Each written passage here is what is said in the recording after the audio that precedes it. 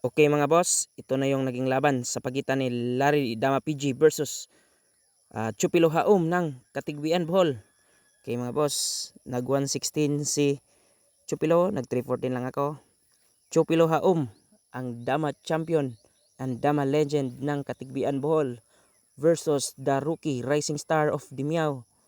Nakipagsabayan ng isang baguhan mga boss sa Dama laban sa isang kampiyon.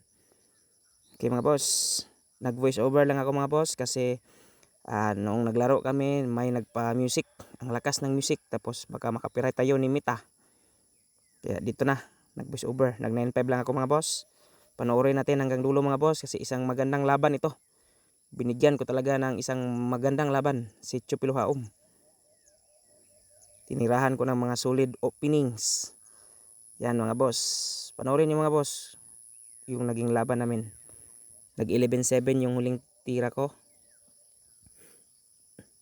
Nag-iisip pa si Boss Pilo.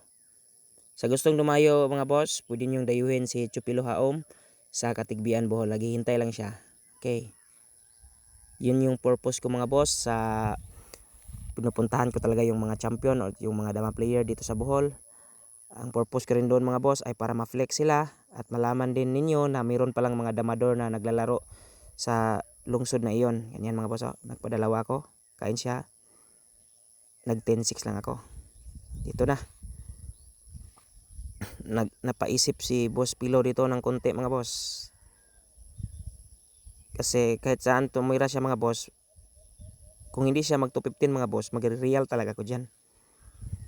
Pero tingnan nyo ang ginawa ni Chupilo. Nag 215 niya. Kasi balak niya magpakain mga boss, pero inunahan ko na sa 16-14.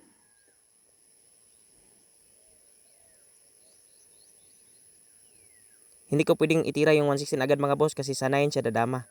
Okay sana kung sa 11 kakain. Kaya tinira ko ang 12-7 yan. Yan yung plano ko mga boss. Oh. Nagpatatlo ako. Napasabi si Chupilo dyan mga boss na sayang daw. Kasi winning position na daw yung sa kanya. Tapos naunahan ko pa siyang makadama. Sabi sa kanya panalo na daw sana siya sa formadang iyon. Talo na daw sa akin kung hindi ko ginawa ang tricks na yon. Kaya naunahan ko pa siya sa pagdama mga boss. Tingnan nyo mga boss kung sa 11 pala siya dumama. Ang ginawa ko, umiwas lang ako. So, kapag hindi na itira yung dama niya mga boss, patay. Halimbawa lang mga boss ha, sa 7 niya nilagay, 3-7 lang ako. Patay yung dama niya. Kaya doon niya nilagay. Pinakain ko na yung 3-7 mga boss. Dito na.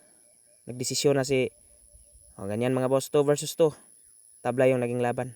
Okay mga boss, solid na laban mga boss. Thank you for watching.